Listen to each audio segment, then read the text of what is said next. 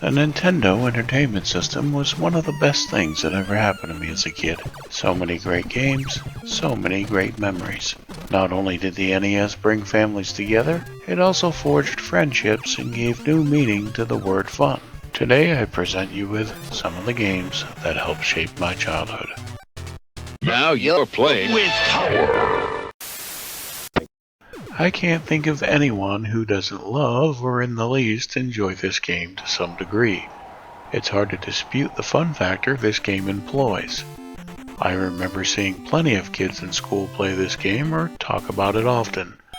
It was all the rage back then, and rightfully so. Heck, it's still as popular today as when it was fresh and new. At least I think so. The challenge was actually pretty fun. It wasn't the type of challenge that ticked you off much, and if it did, it wasn't all that serious. It just pushed you to study the patterns of your opponent, and that's a good thing. It starts out fairly easy and then picks up the further you progress, but isn't just some repetitive nonsense. The characters made this game what it was. They had personality, and moves all their own, and it changed up with every match. This is the strong element that makes this game shine through. There wasn't another game like it, that I know of anyway at the time. This one stood alone, and in my opinion still does, in terms of what the NES is capable of, and the joy that comes with it.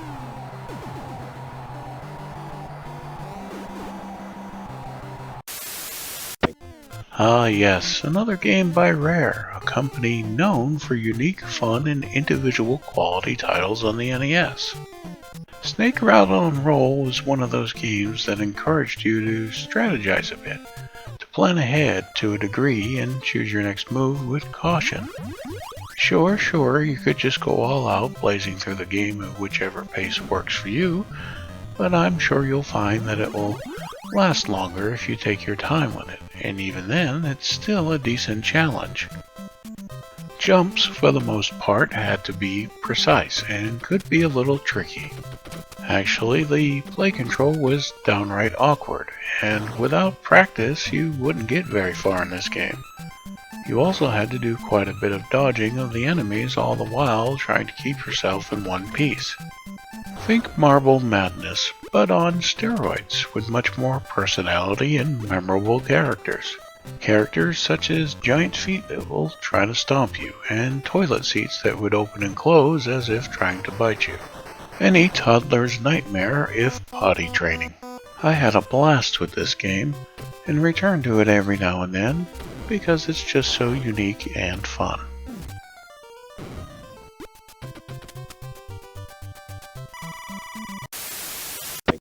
Oh, I spent many hours playing Ninja Gaiden. I love this game, even though I never truly beat it. What a time it is, though. Collecting various power-ups, jumping from here and there, the boss fights, sound effects, and soundtrack are all part of what makes this game great. The stages are kinda unique, but nothing overly impressive. The enemies seem a bit run-of-the-mill and will hand you your rear if you're not paying attention, especially those dang hawks. The timing of your jumps can be important at times, while not a whole lot of strategy is really involved here. It's kind of a run-and-gun thing, even though some thought needs to go into where you're going to land. It has a moderate challenge. Some areas aren't all that bad, while other stages can frustrate you. Still, I thoroughly enjoy this one though, and perhaps someday I'll get around to finishing it.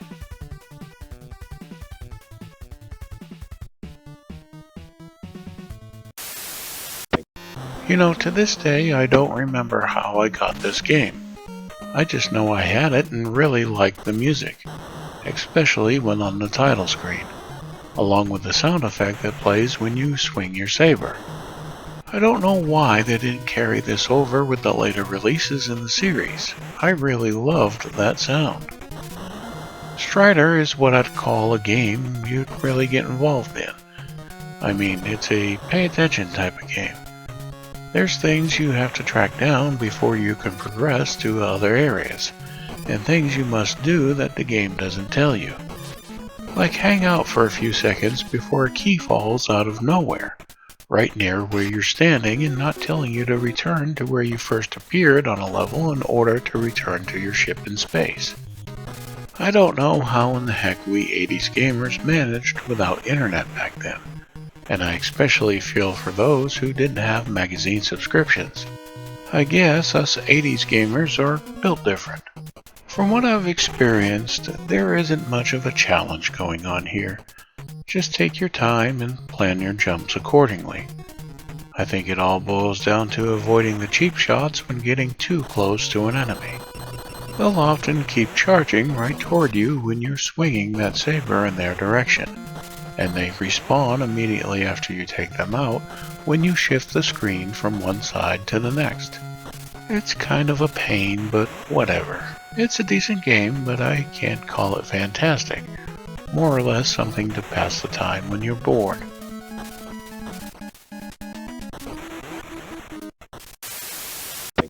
Yep, another Contra game, and just as good as the first romp, with all the action, weapons, music, and fun.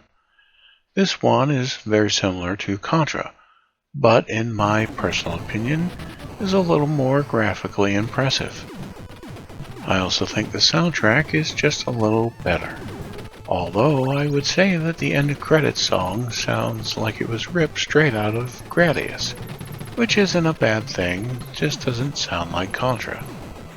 All in all, it feels like all the best things about the first, just amplified. Even the Konami code still works in this one. I enjoyed the first game, and another game just like it in the series is more than welcoming, especially when this one shines just a little brighter than the first, at least in my humble opinion. You should definitely add this one to your collection if you haven't already.